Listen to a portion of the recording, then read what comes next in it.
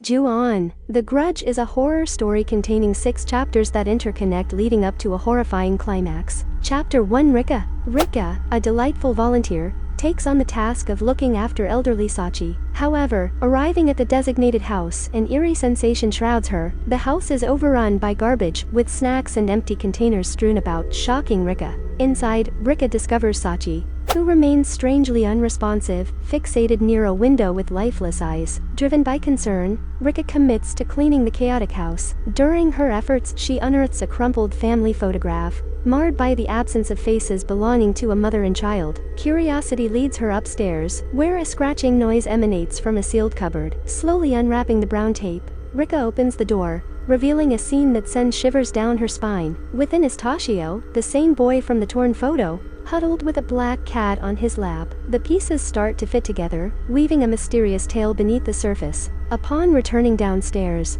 Rika notices a message playing on the phone machine, left by Hitomi, the elderly woman's daughter. However, the message is meant for Kazumi. Hitomi expresses concern, urging a prompt callback. While engrossed in the message, the elderly woman's mumbling catches Rika's attention. She hears Sachi repeating, "I told Kazumi again and again." Suddenly, a sinister black shadow materializes, seemingly from thin air. Sachi, overcome with terror, shields her face with her trembling hands. The ghostly figure gazes at Rika, who begins to lose consciousness. As Rika collapses, the unsettling presence of a little boy becomes apparent, standing in the midst of the chilling scene. Chapter 2. Kitsaya. Now, in the past, we see a couple named Kitsaya and Kazumi live with an elderly woman. While preparing breakfast, Kazumi informs her husband that Sachi is responsible for the overnight mess around the house. Sachi's hair color is distinctly black rather than gray. After Kitsaya departs for work, only Kazumi and Sachi remain at home. However,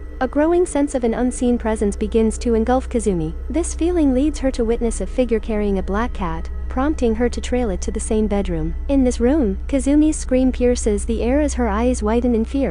We see Kitsaya returning home, attempting to call his wife to no avail. Worried, he ascends the stairs to find her. In the bedroom, a chilling sight greets him. His wife lies immobilized on the bed, terror-stricken and attempting to communicate. Even Kitsaya senses an eerie presence in the room, where the little boy becomes visible. When Kitsaya queries the boy's identity, the child responds with an unnerving scream reminiscent of a cat's cry. This scream terrifies Kazumi, causing her demise in a harrowing scene. Subsequently, the spirit takes hold of Kitsaya, his body now under its control. The possessed Kitsaya relocates the elderly woman to another location, guided by the ghostly influence. Into the scene walks a graceful young woman, Hitomi, the same individual who left a voice message earlier. Hitomi is not only Kitsaya's sister, but also the daughter of Sachi. In search of her brother and his wife, she calls out, met only by silence. She finds Kitsaya seated on the stairs, his demeanor vacant. He directs her to depart, citing an inopportune moment.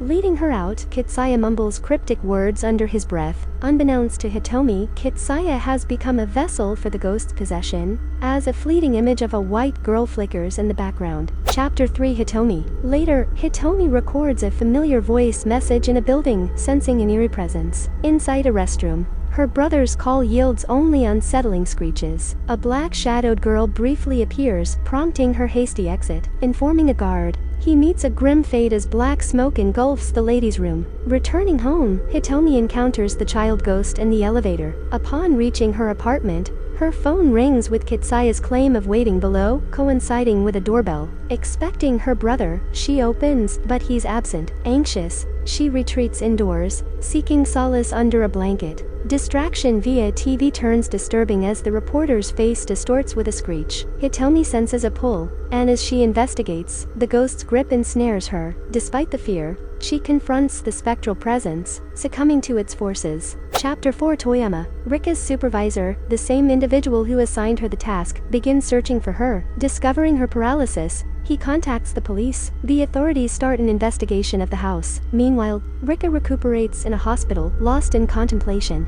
Attempting to share her insights, Rika informs a police officer about the child Toshio. However, the officer asserts that the couple living with the elderly woman had no children. Delving into records, the officer unearths a sinister history. Occupants of the house met grim fates, either vanishing or perishing.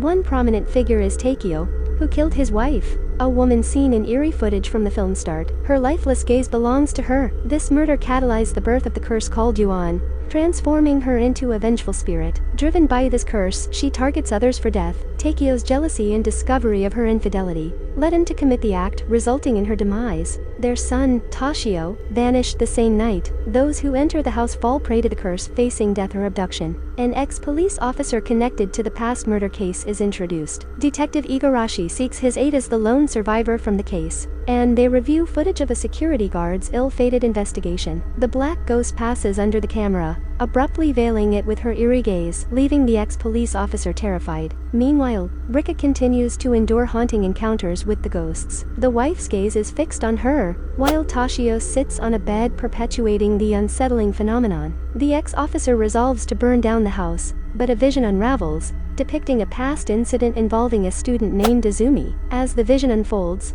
the ex-officer ascends the stairs, encountering 3 students who eventually vanish. Disturbing noises provoke their screams, which abruptly cease. The wife's spectral figure then approaches the ex-officer, crawling towards him. Timely intervention from the detectives prevents his demise. Yet, as the ghost locks onto them, both detectives succumb to paralysis before meeting their tragic end. Chapter 5: Izumi. Set in the future, this chapter revolves around Izumi, the ex-officer's daughter seen as a child earlier. Contrary to assumptions, the vision involving the 3 girls did not occur in the past, but in the future. The ex-officer has since passed away. On her way to school, Izumi encounters a missing person poster displaying the same girls from the vision. News of Rika's death at 23 reaches her as well. Izumi's friends visit to check on her, only to be greeted by her unsettling mother with an eerie appearance. Izumi admits to searching for her missing friends in the haunted house, revealing her eerie experiences and belief that she's being pursued. During an emotional outburst, she declares impending danger and feels haunted. As she departs, her mother comments on Izumi's resemblance to her late father's behavior. Upon examining the photos, the friends notice Izumi's eyes obscured in black.